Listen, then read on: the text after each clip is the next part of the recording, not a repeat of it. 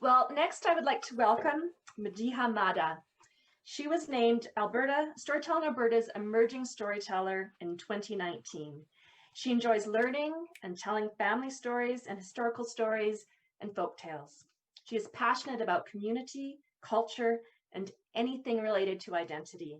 Madiha enjoys writing, connecting with others, and spending time outdoors in all kinds of weather, which is great if you've seen the weather outside tonight. She learns and plays alongside her two children and husband in Calgary, Alberta. And if you would like to learn more about her resources, you can send an email to storytellingalberta@gmail.com. And welcome, Madiha. Let me just unmute you here.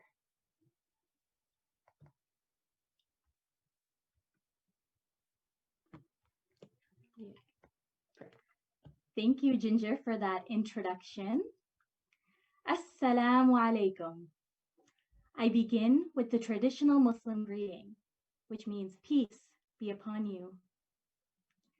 The story that I'm telling tonight, Knowing One Another, is a story of the early Canadian Muslims and their interactions with those who were already here. Many people may not know that the first documented case of Muslims in Canada appeared in the 1854 census. Now that's even before the Confederation. In 1851, a Scottish couple named James and Agnes Love immigrated to Canada. And within a few years, they started having a family.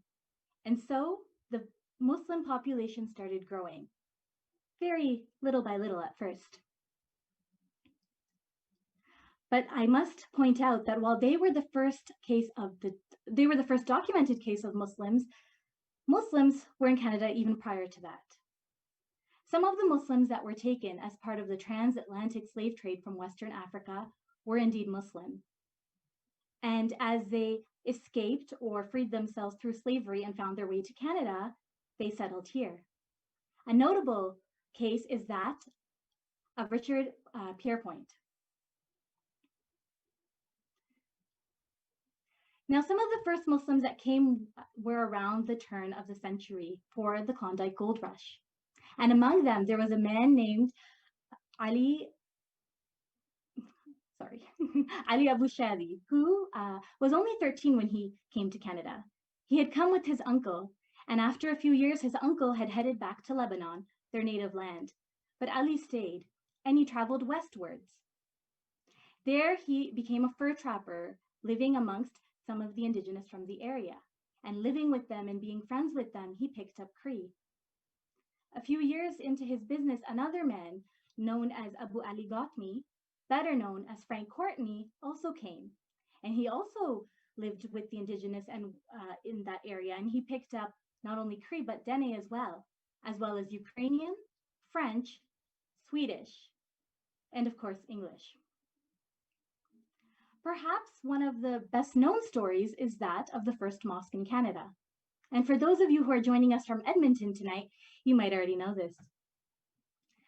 One of the early fur traders that came, Ali Hamdan, he had gone back to Lebanon to get married. And he returned with a young wife named Hilwi. Now, Hilwi and Ali lived first in Fort Chipewyan. And there, they also were fur traders and conducted business.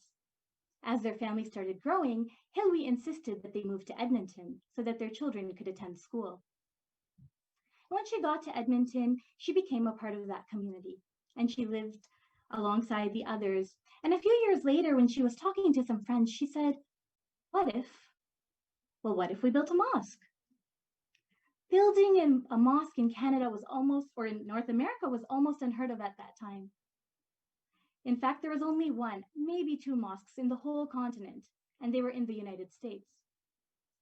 Hilwi brought her idea forward to the mayor of the time, John Fry, and he told her that he would give her the land if she could raise the money. Now, this was no easy task because these were the years of the Great Depression, but that didn't deter Hilwi. She went up and down Jasper Avenue, knocking on all the storefront doors, explaining her vision. And so with the help of the other shopkeepers and community members, who were mainly Jewish and Christian, she was able to raise enough money to build Canada's first mosque. And perhaps equally impressive is that on the grand opening of the mosque, the mayor of Edmonton was in attendance, along with the mayor of Hannah, who lived east of where Edmonton was. And he was actually a Christian Arab. And so he traveled that far to be part of this celebration. And for those of you who may be familiar with the Quran, one of the notable translators of the Quran into English, Yusuf Ali, was also traveling Canada through this time, and he was in attendance as well. Another notable early story was that of Peter Baker. He was originally called Abu Ali Farram, and as he made his way through Canada, a priest that he met gave him another name, thinking that it might help him establish himself here. Now, Peter Baker lived in the Northwest Territories, and there he traded and became friends with the Dene, and he picked up some of those languages. As his career in fur trading came to an end, he decided to enter politics. And in 1964, he became the first Muslim to be part of the Canadian government. He worked at he was actually an MLA, and his election was notable for a few reasons. Not only was he the first Muslim, but he was elected in a riding whose constituents were, for the most part, Indigenous.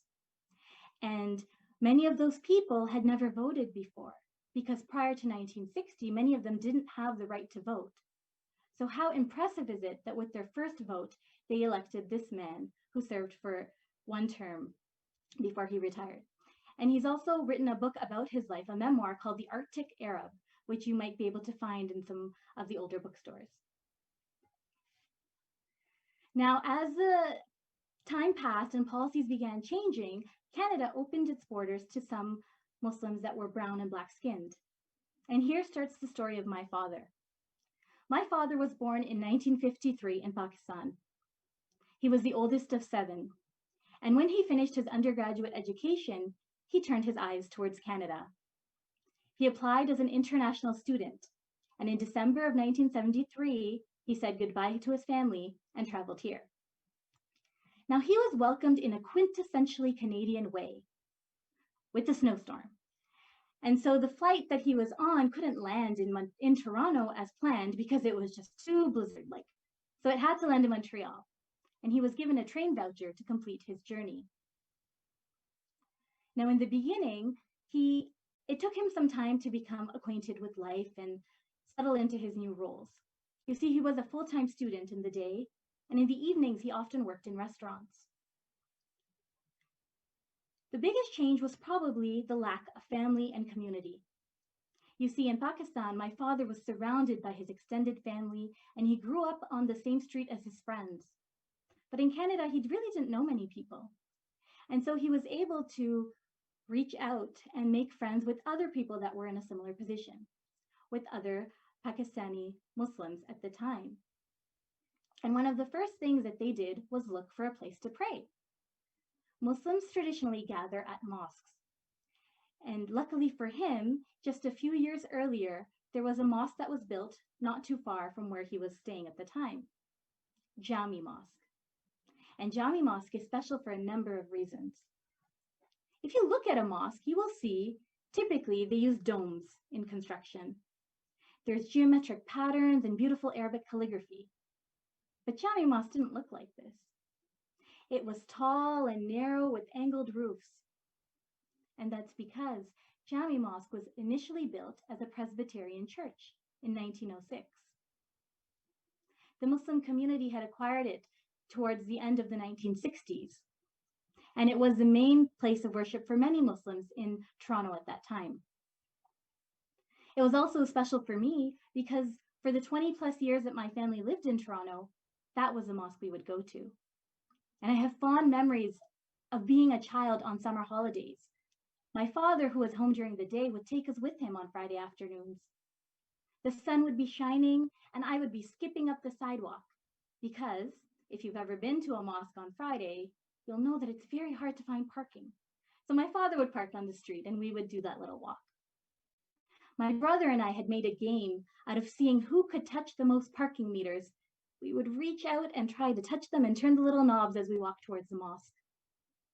And when we would get to the mosque, we would remove our shoes, and my father would go into the main prayer hall with these high ceilings and beautifully tranquil green carpets. My brother and I, though, well, we would choose to pray elsewhere, away from my father's watchful gaze. We would often find a room that was full of other women and children, and we would marvel at all of the beautiful fabrics and the colors they wore. I didn't know it then, but it really helped me understand what Islam in Canada was about, as I saw faces that were black, brown, white, and all different shades in between. Another thing that came up for my father in those early days was where to find halal meat. Muslims traditionally eat meat that has been blessed and slaughtered in accordance to Islamic law.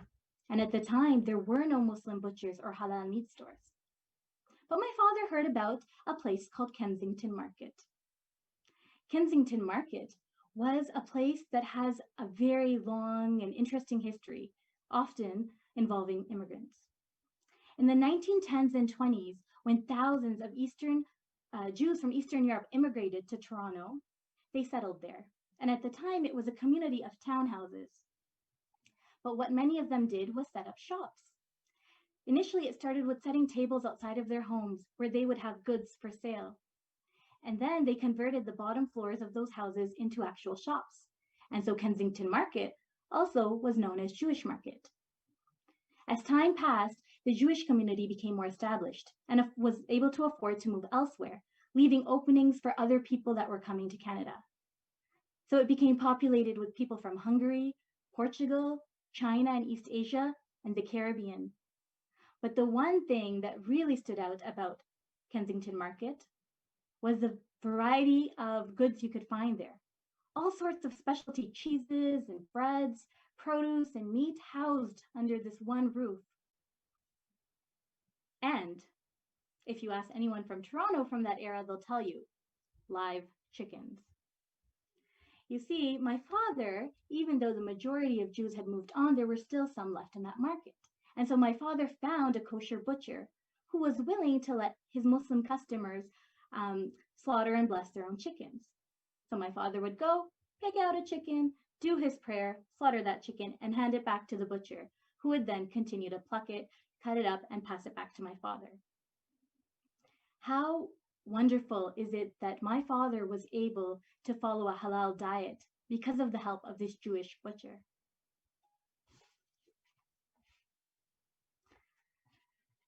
Now, these are all examples of the ways that this diversity has added to the richness of Canada, and how these ways of knowing one another have given us this fabric in this society. But what happens if we don't? What happens if we choose not to know one another? In the 12th century, there was a scholar, an Andalusian scholar by the name of Ibn Rushd, known better in the West as Averroes.